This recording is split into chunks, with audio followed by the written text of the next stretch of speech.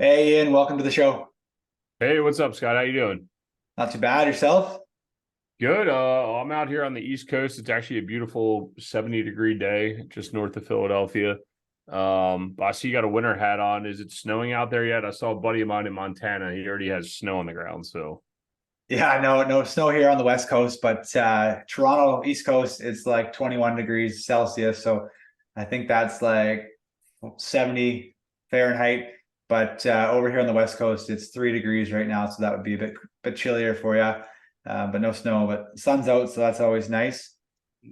nice. Yeah, I'm not ready for that time of year to come, although I think it's going to be a bad winter. We've gotten away with a few, but it is what it is. So hey man, just happy to be on the show, and hopefully I can help your audience with whatever we're looking to talk about. I'm an open book, so let's do it. Awesome. Okay, so for those listening, I came across Ian's story on a different first responder podcast. I think you're going to get some value out of this today. It definitely isn't the atypical career path of a firefighter or a first responder. So that's why I reached out to Ian to bring him on to the show. So Ian, I know your backstory, but for our listeners, why don't you tell them about yourself and what you do? Yeah, my name's Ian Horowitz with Equity Warehouse. We own and operate about a $70 million portfolio of real estate with a heavy concentration in self-storage and multifamily. We'll get into my story here in a second, but me and my business partner, or sorry, my wife would yell at me. My business partner and I, we were both firemen for the city of Baltimore. We had desire to have career paths of 30 years and be ghetto firemen and live all the war years like you used to see in FDNY and Baltimore and all these other big cities, Philadelphia. But that we were able to retire early, and now we're actively pursuing our real estate careers, grinding away on self-storage and multifamily. Wicked. Okay, so Baltimore, for those that probably know the show, how true is the wire to what Baltimore actually is like? Oh, dude, to the T. If you pick up around season 3, that's about when Dan and I got hired. And we worked in the heart of West Baltimore. So when you see the kids talking about the towers and the projects, like that's the direct neighborhood that I worked in. You hear them talking about like Monroe to Pace and to Pulaski, like the different areas that they were working. Dan and I both started in that firehouse early in our careers. All the corruption in the government, all the other crap that you see go on, it is all 100% true. And the old police chief, Ed Norris, he actually helped write that show. And I've run into him at a couple of events now, and I'm like, dude, you guys nailed it, spot on. And it's all true, man. It's crazy. Baltimore is a wild place. I'll leave it at that. So Yeah, it's nuts. For those who haven't watched that show, I highly recommend it. It was good. It was a good show. It was a good run. So before we get into your real estate career, I just kind of want to pick on your fire and first responder background. How long were you a firefighter before your exit? yeah, so I made it about 14 years. My business partner made it about 15 years. We always, just to give a little bit of a backstory, we grew up volunteering outside of Philadelphia. We always wanted to be career firemen. We both turned, a little over 18, started taking tests all over the place, 5, 6, 7 years of taking tests. I mean, you got to remember, like, we're post 9/11, 9/11, all of a sudden becoming a fireman was cool again.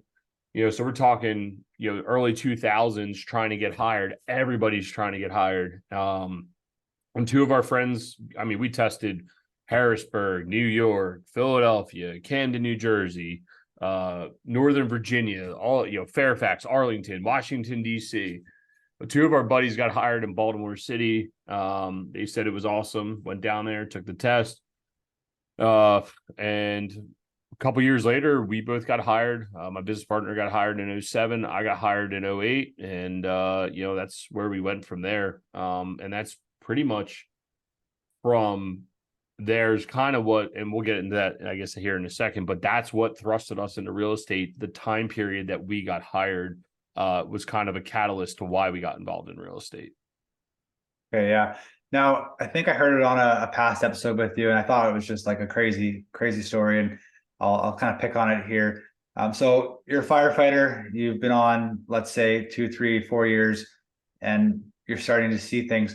What was the moment you decided to start investing in real estate? Like, what drove you to make that first purchase, and what was the first purchase?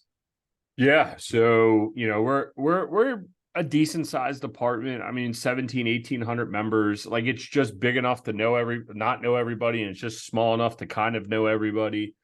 And early on, let's see, I got hired in 08, 09, we got furloughed. 2010, I think Obamacare came out here in the US, so everybody's healthcare went through the roof. And then they started messing with it. No, that was 2012, maybe. 2010, they started fucking with our pension. Excuse my French, but it's a first responder show, so I assume it's appropriate. No, let her rip. So they started messing with our pension. 2012, Obamacare comes out. 2012, they shut down 3 companies. There's no overtime from basically from 09 to 2013. There's literally no overtime. And I was like, dude, what are we doing? I took a government job in exchange for benefits and for career trajectory, and they're stripping everything away. I mean, look, at the core heart of it, I love being a fireman. I love, if you break it down, the job of helping somebody out, absolutely love it. Everybody does, right? Love going to fires, love helping people out in a time of need. Absolutely love it. But then on the same side, you're sitting there going, all right, I'm 28. My wife wants to have kids. I'm making a couple $100 every other week, or barely $1,000 every other week. I'm like, I don't understand how to afford to take care of childcare. I don't understand how to afford a house. My understanding of money was not that very good. And we were working at that point. Oh, they started messing with our schedule too. But we at that point, we were working days and nights. I don't know what you work out there, but we were working 2 10-hour days, 2 14-hour nights, 4 days off. So what would happen? Typical fireman, have a side business or go work for somebody. My 2-day works, then the second day work, you go rage like an idiot. Your swing shift, go party. Then your 2 days before your night works, you go work, and then your 4 days off, you go work. So now I'm like, so I traded working 5 days a week to work 8 days a week to make a lot less money than I was doing before. I was like, well, this is stupid. I said, so what can I do to make money while I'm asleep in bed? And another thing that started coming up when you start talking about having kids is legacy and what if. We're recording this episode, and I don't know when this is going to get released, but it's October 26, 2023. A friend of mine literally just got killed in the line of duty. He was a rookie in our firehouse. He passed away the other day, got severely injured last week, and another member got killed last week in a fire. And I was going to shout their names out, firefighter Rodney Pitts and Lieutenant Dylan Ronaldo. They both passed away in this past week. And when you sit there and start thinking about it, you're like, yo, I'm about to have kids. Is the city, here's a city who's fucking with us. Are they actually going to pay my wife out? Right? We're here in the US and there's federal funding and stuff if you're killed in the line of duty, but I don't trust Baltimore City to pay my wife. I don't what is she going to do if I got severely injured or killed in the line of duty and has to pay for a house and take care of my kids? And I was like, well, the only thing I can think to do where I don't need to actively be in a business is real estate. If I'm asleep at work, I'm making money. If I'm hurt and I'm down and out, I'm making money. If I die, my wife can sell the assets off. If I have a landscaping company, a painting company, contracting company, was my wife going to step in and go handle all those contracts? I think she has the wherewithal to do it, but why would you leave her with that? So we started buying real estate. It was the only thing that I could think of to do that was passive enough, relatively speaking, and that if something happened to me, that my wife could take it over and take care of our family and leave some sort of legacy. And the first house we ever bought was in East Baltimore. I spent 20 grand. I can't say that I did it right. I can't say that I did it wrong. I was over there. I was the one doing the plumbing. I was the one doing the painting. I was the one hanging the sheetrock. I was the one doing everything. And I think we paid 20 grand for that. I probably dude, we weren't keeping books then, so take it with a grain of salt. Let's just say I put 35 grand into it. I don't know, somewhere in that range, and we got $1,250 rent, and this thing was worth 100 grand. And I was like, holy shit, dude. I just made $600 in 1 month covering my mortgage, and I made $600. And I couldn't even get an overtime shift. And if I did get an overtime shift, that was probably only worth $300 or $400 to me net. I was like, dude, that was awesome. Let's do it again. And that's what started it all. That one, we have what we call Section 8 housing or subsidized housing here in the US. Started buying subsidized rentals and just guaranteed money from the government, and off we went. And once that one $600 hit, man, that was first time you went at the casino? It was like, I got to go recreate this over and over and over again. Dude, you unpacked a lot there, and I've been making notes just because I wanted to cover them all. So first and foremost, on behalf of myself and all our firefighters and first responders, our condolences to your two lost brothers there, Rodney and Dylan. That's tragic. We have, fatalities in the line of duty quite often across North America, and it's never great to hear. And so first and foremost, my condolences on that. You talked like a lot. You nailed a lot of things on the head that this podcast was created for, and what I do as a mortgage broker on my days off, and it's conversations we have daily.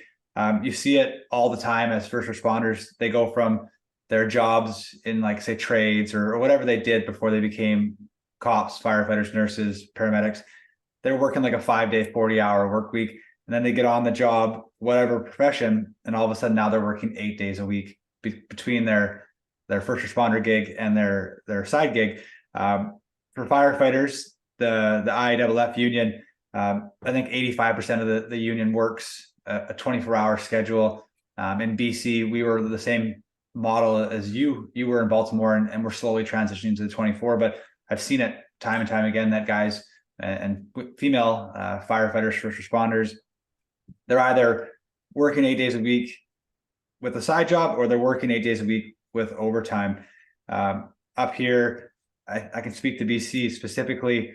After the pandemic, there's been a lot of overtime just because, like, the retirement rates increased, the demand increased. So, like, I know police officers that they work 3 of their 4 days off, and they're just trading time for money, right? They're not really getting that much further ahead, because at the end of the day, like you said, like, I'm grinding just to trade my time with my family for money. And I'm going to go down this hole with you here on this one, but the passive income piece that you talked about, like you said, like, you spent 20K on a house, and like, I live in BC, our markets, BC and Ontario and Toronto, we don't have that kind of barrier to entry as low as it is. Like a 1-bedroom condo here in the lower mainland of BC, and let's say Toronto is $500,000 to $600,000 Canadian. So let's call it 4 or 375 American. And it's hard to have them cash flow. You can look at, like, the outlying areas, like middle of the country, where you can get a home for maybe 300 grand and it cash flows. But you kind of talked about it, like, you were looking at things like they're shutting down trucks, the overtime wasn't there. You have a growing family. How do we make ends meet? How do we grow our wealth? And the generational wealth piece that you touched on too, like, it's killer, man. Like, no one really has that forethought to think, how am I going to pass this wealth down? Like, if I'm no longer here, what's my family going to do, and what's my family going to have? And you spoke on it with the asset class of real estate. So that was a lot to unpack. Did you and I could give you a second iteration, right? This is like sitting around the kitchen table talking shit with the boys, right? Like, you got your first pass, and now it's like, all right, let's go back and dig in. But dude, firemen, like, my business partner and I, we used to flame the union. Forget if you like unions or not. That's a whole nother story.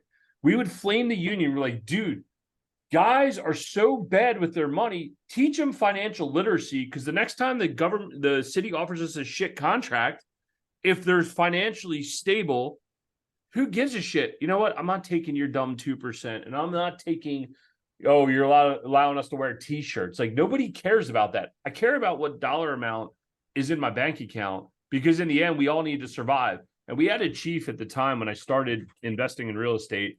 He's like, I want to make sure you guys use all your vacation and that you have family time and all this other shit. And then I'm like, but then you work us to death and we can't afford to do anything anyway. And we all need to work these jobs. We can't afford it. Like, what does that matter? And then the other thing that really, really messed me up, and, it goes hand in hand with why we bought real estate.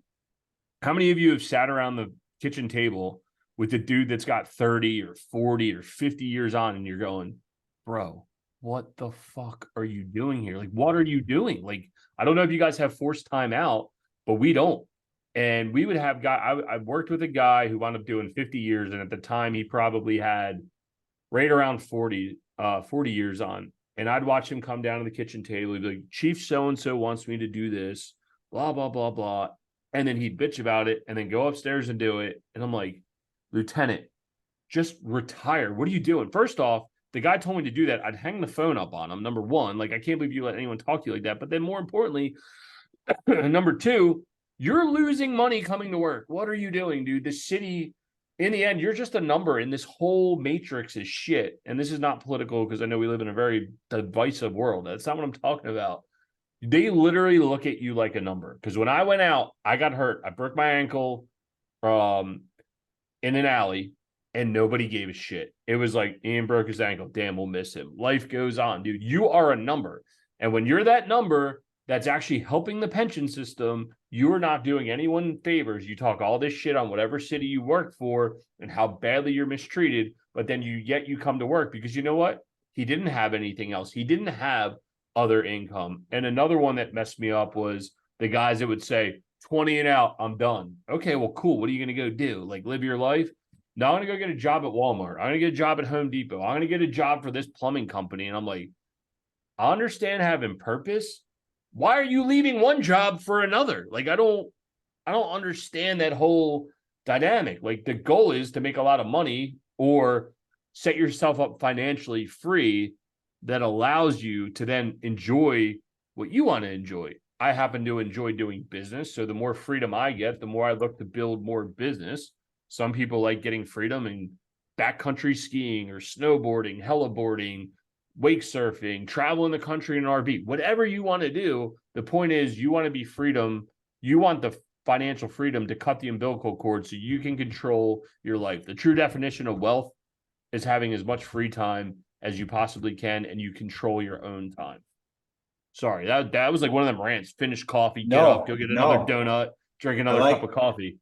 I like it. I like it. So we have, like, I only know what I know, but most of the first responder professions up here, they have like after 30 years, you kind of capped out your pension. So you leave. And I know fire departments, it's mandatory retirement at age 60. So we don't see that as much as like you see in the States. But one thing you talked to there was the financial literacy part. And as a mortgage broker, like, I see it day in and day out. And even in the first responder world, I get asked questions all the time. Like, people are always wondering, like, they don't know anything, or I shouldn't say they don't know anything, but they're just conditioned to take the 5-year fix from the bank, pay it down, work some overtime, pay the mortgage down. And they've never been shown that the 30,000 foot view of things on, like, well, what if I did this to accomplish this? And I see it now as I become a more seasoned mortgage broker, and guys look to me as a professional.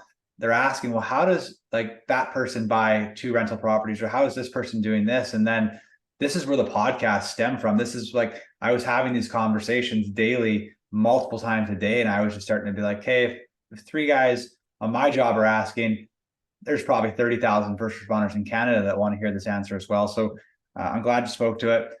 So you're probably 10 years on the job. You bought that first house. What was the trajectory? Like, what happened over the next couple of years prior to your departure? Like, what did you and your business partner amass and accumulate? So we got hired in 08, 2012. I bought my first house. Now, mind you guys, like, I had a 500 credit score. Like, I was pretty jacked up, dude. And I had 15 grand saved up. I had no clue what I was going to do. I buy house number 1, buy house number 2. I'm kind of buying houses on my own. My business partner at the time, he was wholesaling, and he got jammed up in the 08 crisis, bought a house, went to go refinance it, got stuck with a bunch of credit card debt, wasn't financially literate. He went down the Dave Ramsey wormhole, got real debt free by wholesaling and making a bunch of cash. And then he came to me. We grew up together. He's like, yo, dude, I got this house. I got this portfolio of houses. At the time, I had 10 houses. He hadn't done any. He hadn't owned any. And he's like, I got this portfolio of 4 houses. I want to wholesale the 3, and I want to keep the 4th, and let's flip it. So we wholesaled the 3, and then we flipped the other house. I want to be in probably mid 100,000s payday. We netted 100 on the wholesales originally and about another 50 grand on the flip. And we said, holy shit, dude. I was like, yo, dude, do you think you can uncover another thing like that? And dude, this is 2014.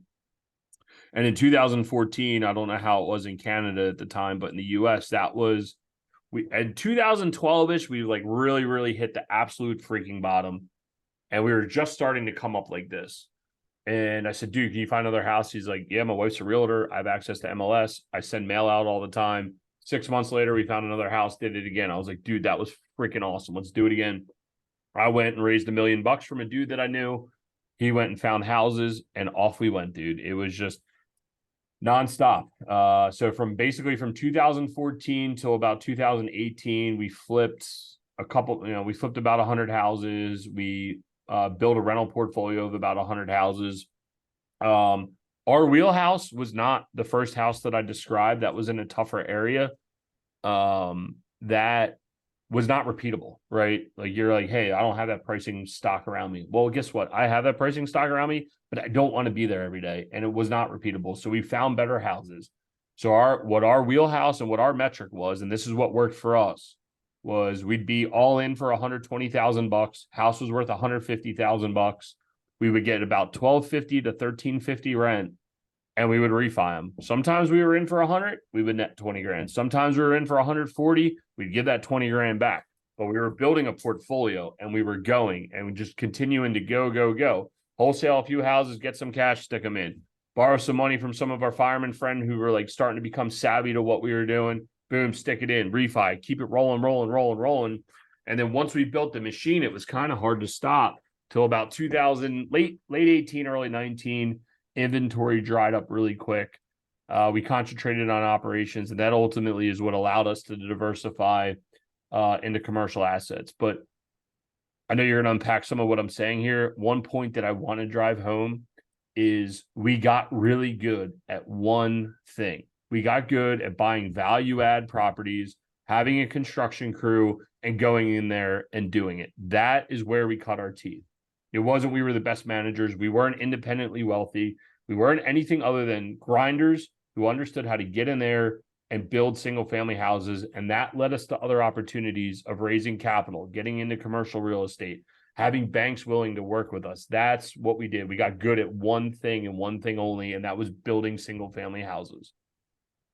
Yeah, I love it. So if there's anything that people can take away from what Ian said here, and I heard it, I think Alex Hormozzi has said it in his book, the last one. That's like puddles, lakes, oceans, or puddles, ponds, lakes, oceans. So like start small, get bigger, but when you start small, like nail it, get good at it, get efficient at it. You don't have to be the best at everything. And I see it all the time, like in first responder worlds, that like there's talented people in different like segments and avenues. So you have the talented tradespeople, you have the savvy money managers, you have the accountant backgrounds. People need to like just get good at what they do and then find the professionals to merge. And I think it's phenomenal how you guys scaled that. Obviously, in today's world, post 2016, mortgage lending rules in Canada have drastically changed. If you had a heartbeat and avoid bank check, we could get you a mortgage in 2016. But the B20 rules here in Canada, it drastically changed the landscape, and even more so now.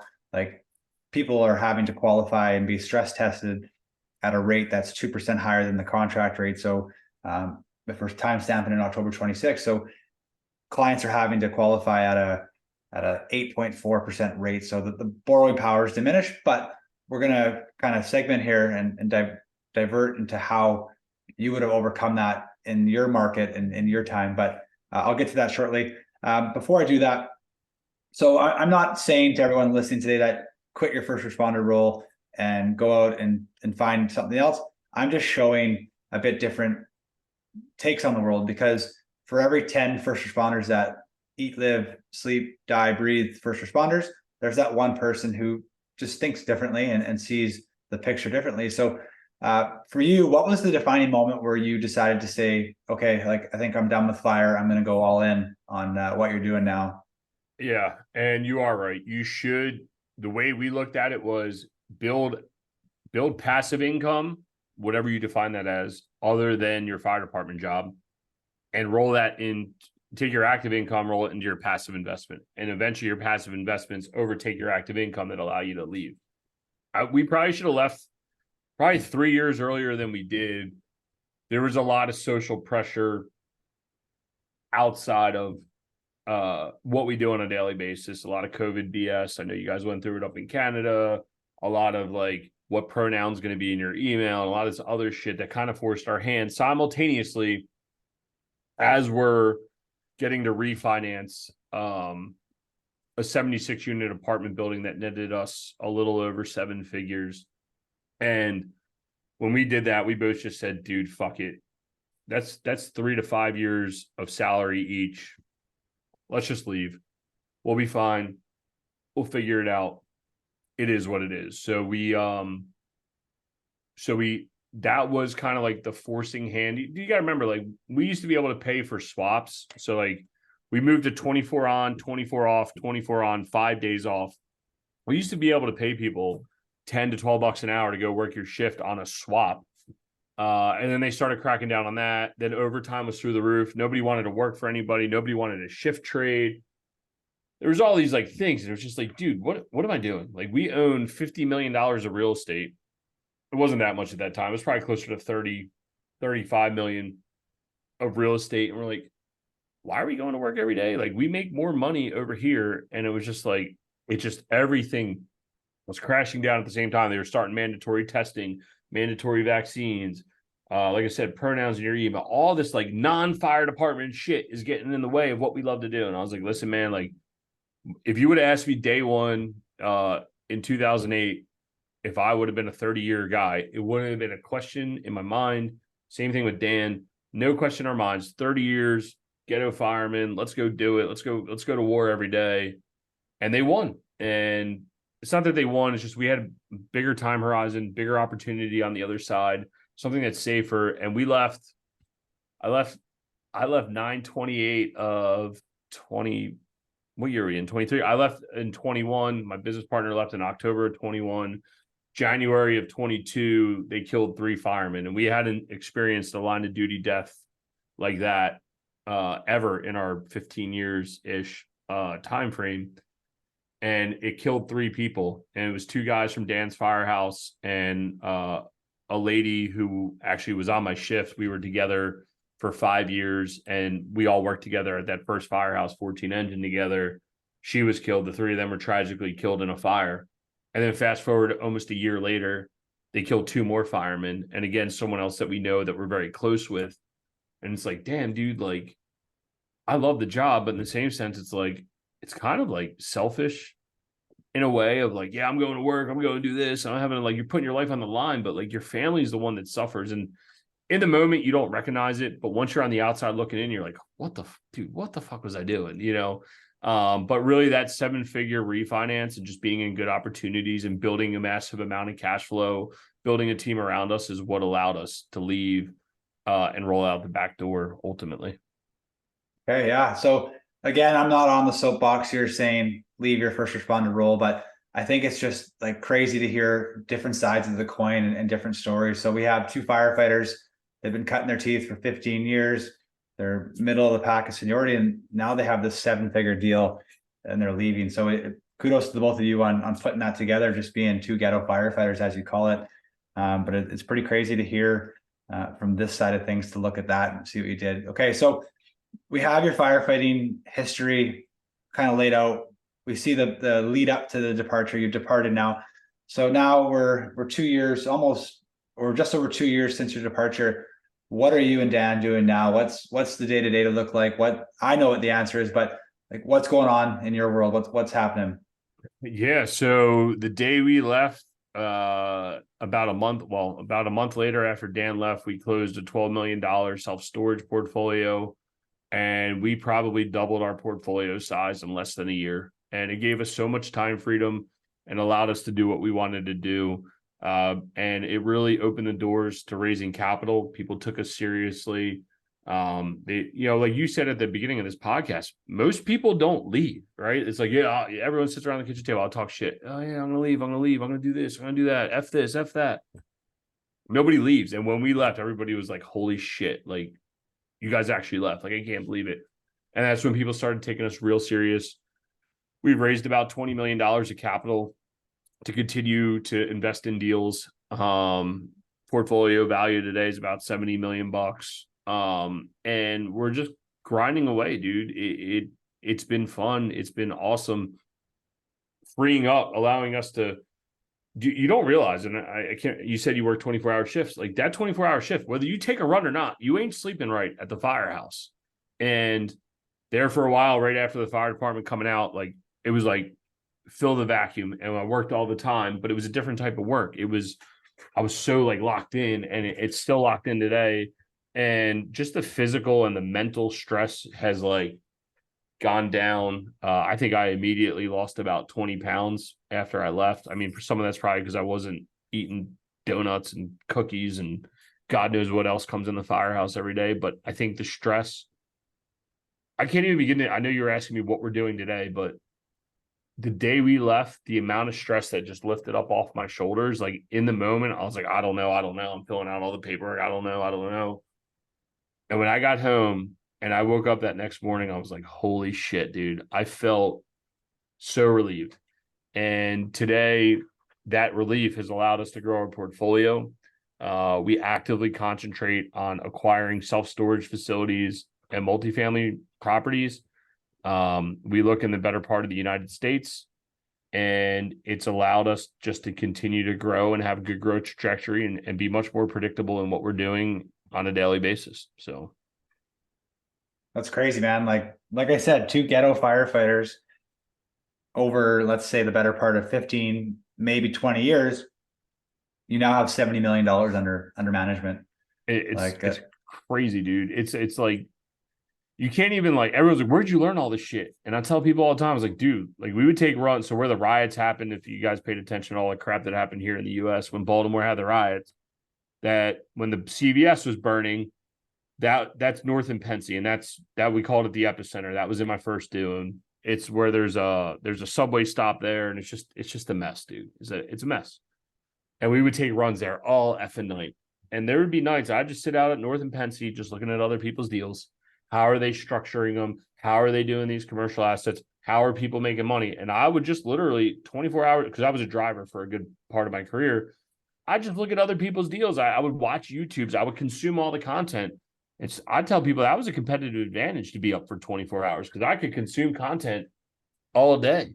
And it's like, damn, totally. I actually learned stuff rather than wasting my time. Most people are sitting there watching dick videos and prank videos and like just mindless shit. I'm like, no, I'm trying to figure out how to invest my money so I can get out of here. Like when a Bitcoin run and Dogecoin and all this other crap, everyone's sitting around, y'all buy this, don't do that. And I'm like, I don't know, man. Like I want something tangible. And I would just watch those videos. And that's what I think leaped us into the next level. Like the barrier to entry to single family real estate is relatively easy, whether it's 300, 500 grand, whatever it is. There's something in your area that people can afford to invest in. If not, come to the US. There's plenty of cities you can find stuff's inexpensive. Cleveland, Baltimore, just know what you're buying. Middle US, right? Like there's places you can go find affordable housing.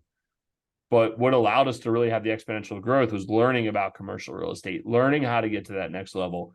And whether you want to call it a next level or not, we thought it was. And that's what made me claw to get there and took us to that next level, was having all that freedom and time to understand what other people are doing and just keep grinding out. So. Yeah, no, I see it day to day in my first responder role. And then I see it talking with first responder clients that there's definitely two types of those people. There's some that are just, living life on Instagram feed, checking out what's going on. And then there's the people like yourself who are constantly consuming. And it could be anything. It could be a second language. It can be business. It can be like health and wellness. But there's just that type of person who like has the earbuds in, and that's where the podcasts come huge for me too. Like I commute to work 45 minutes to an hour twice, or let's call it 8 times a week. I don't listen to the radio anymore. I listen to podcasts, or I'm listening to training stuff just to consume, because I think it's a competitive advantage that first responders are getting. And that's why you see a lot of these successful first responders like yourself up here, the tradesmen, the business owners, that they have that it factor that just does it. But to go back, sorry not to cut you off, but no, go ahead. I remember sitting around the kitchen table one time and we got a rookie, and I was like, so the other guy, one of our guys that invests with us, and he's a union rep. He's like, yo, you got to talk to this guy. I said, okay. So we're sitting down. I was like, dude, write down all your assets. He's like, well, what's an asset? And I was like, well, here's problem number one. So he's like, writing down how much his money's in his bank account, which was like a few $100.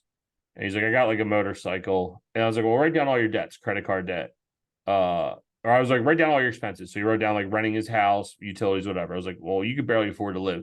So then write down all your debt, credit card debt, motorcycle debt, car debt, all this shit. And I literally just looked at him and I said, dude, you are literally worthless, man.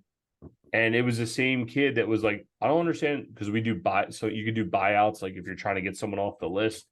He's like, I don't understand how people pay 20 grand. Who has 20 grand to be able to buy someone out? I was like, well, dude, you're worthless. Like, you were literally worthless. You have no money to your name, and you want to have a kid, and you want to buy a house, and you want to buy a boat, you want to do all this other stuff. You have no money, dude. Like, you are negative in value. Nobody's going to bank you. And it feels good to give back, but a lot of people, you figure it out quick in the fire department, because my buddy who invests with me, he does payday loans for people. And it's just like, you watch all these people like chiefs with 20, 30 years hitting my buddy up going, yo, I need a payday loan. And I'm like, fuck, do you have 30 years and need a payday loan? Or I got suspended one time and I took the 5 days on the chin, and the union president came to me and he's like, you can't take 5 days, just give your vacation up. I was like, no, dude, everybody should take off so more guys can get overtime. He's like, well, guys can't afford it. There's like guys with 30 years that can't afford to lose 5 days of pay. And I'm like, how? Like, how is that? That's an inherent problem. And I understand the fire department attracts people who are adrenaline junkies that also attract people every walk of life. And not everybody's had the financial literacy. Not everybody understands it. And the more people that we can help in this industry, I mean, dude, we literally put our fucking lives on the line for people we don't know, but yet we're broke at home, and movie stars and athletes are making hundreds of millions of dollars and they don't have a care in the world. They don't put their fucking life on the line. We do. And it bugs me that more guys are not financially free, and at the end of their career, they can leave and be done. And you said that it's 30 years and out there. So you're telling me you're going to work 30 years, get hired at 18, and be out at 48, and then you got to go work another job after you risked your life for the last 30 years. Like, that's just, it's crazy to me. And I hope more first responders take being financially literate serious. It is something passionate, as you can tell, because I don't shut up. It bugs me. For sure. It really does. So. Yeah, no, so I've been brokering since 2020, and when people approach me in my first responder walk of life, I just buy them on Amazon, the Rich Dad Poor Dad book, and send it to them. Yeah, 100%. Yep. Right. I'm like, hey, like, read this one, come back to me, and if you have questions, I'll buy you another book, because from like where I stand in my business and our like code of conduct or our code of values, whatever you want to call it for business, I just want to educate as many people, specifically first responders, on financial literacy and what it looks like. But Ian, I'm super appreciative of you taking the time today. Before we wrap up, if you will hang around for the responder roundup, it's 6 easy, lighthearted questions to answer for our listeners to get to know you. Sure. Sick. Okay, so what's one book you've read in the last 12 months that you'd recommend? I've been reading The Body Keeps the Score, and it's been pretty impactful. I don't think many people realize the word trauma is more than just what we see on a daily basis. And I'm not trying to go down some like trauma fixing your life and everybody's got a bad life. But dude, your mom yelling at you like when you're 10 could potentially negatively affect your life and you don't even realize it. There's a reason I carry weight on me. There's a reason I act a certain way. So I've been spending, from a personal development side, The Body Keeps the Score. It's been really good. And I'll just toss a business book out there. If you're looking to get motivated, just go read anything Hormozi. Go consume anything Hormozi. The fact that you even said his name and my name in the same sentence is close to an honor, even though there was no connection. But that guy is pure fucking fire, dude. Just go pick up $100 million leads or $100 million offers, and it will mind blow you and get you into a business sense and get you going. No, 100%. I'd second that, echo that. Okay, so if you had to eat one meal for the rest of your life, what would it be? Well, I assume this is not to be healthy and live for the rest of your life. So I would just, I'm a Philly boy by nature, so I would have to eat a cheesesteak every day. Okay, nice. And that would be it. I feel like it covers all the food groups and I could survive. I mean, I guess you could get rid of the bread, go a little carb free if you want every once in a while. So that'd be my go-to. Okay. Favorite quote? I saw you sent this to me ahead of time and I should have done some research, and you're gonna call me a douche here, but I'm gonna straight say my favorite quote is just go swing the bat, and I'm literally quoting myself. Yeah. That is No. my thing. Literally go swing the bat. Other than that, I don't. There's not many motivational quotes I got. I'm not. That's not really my jam. Yeah, So no. It's funny you say that because my business coach right now, his analogy for getting reps and stuff, it's just get more at bats. So all the top hitters in MLB, like they have a 300 batting average. That means they only hit 1 in 3 pitches, right? So like just get up to the plate and take the at bats. So it's funny well, and you that's said what just Hermosi, right? That's what Hermosi's talking about. He's like 100 million leads, like $100 million leads. Like you can't do anything until you got the leads, and once you got the leads, like you have the offer, or vice versa. I forget yeah, which way the books go, and it's like, yeah. damn, dude, he's right. And you know how many people you talk to, like, yo, Scott, I'm thinking about doing a deal, blah blah blah, and they don't do shit. And it's like, dude, come on, man, just go swing the bat. And I think it's super important. It sucks that the Phillies lost. I don't know if you follow baseball, Yeah, no but idea. Yeah. it's been rough. But other Yeah. than that, man, yeah, I would just say go swing the bat. It's Okay. very, very monumental. I like it. I might have an idea what you're gonna say here, but favorite movie or TV show of all time? Dude, actually, I played hockey growing up, so my favorite movie of all time is actually Slapshot. Nice. It is a Nice. favorite of mine. But yes, The Wire's good. Actually, I don't know my favorite TV show of all time. My favorite movie is definitely Slapshot. Favorite TV show, it's up for debate. I guess if my wife's watching, I'll tell you guys. I'll straight up tell you, when you get more free time, you spend more time with your wife, you end up watching some dumb shit. And I'm sucked into Real Housewives of New Jersey. I can't miss it at all. So I'll just let you Okay. know. I'll put that out there. Favorite city to travel to in your home state? Uh, for me, straight up, it's Philadelphia. I'm not into the west side of the state. I know Pittsburgh, they say it's cool, but Philly, we got a lot of rich history here from the start of this country. William Penn, there's the Liberty Bells here.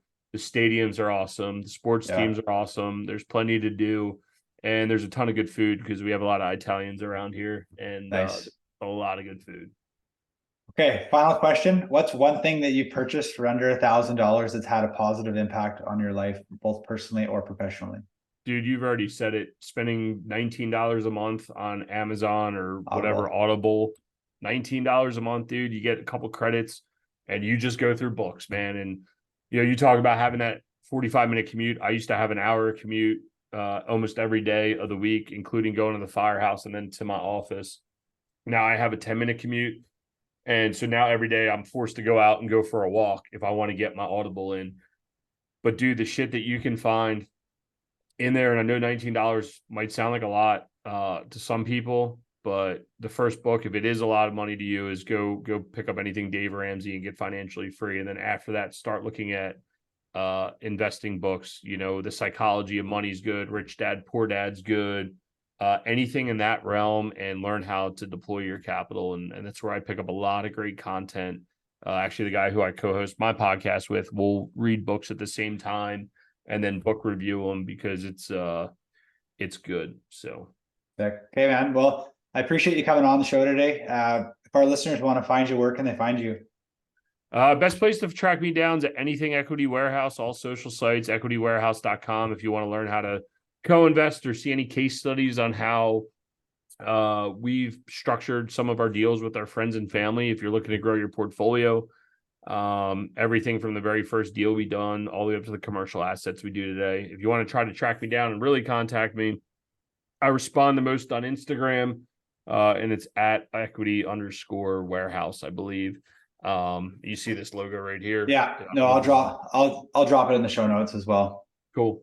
Yeah, man. If you hit me up, I'll definitely talk to you at least once and talk about how to swing the bat, because that's 98% of the motivation everybody needs. So if you want to reach out, happy to talk to you guys, and I'm here. So I appreciate you, man. Okay, Ian, much appreciated, man. Take care. Yep.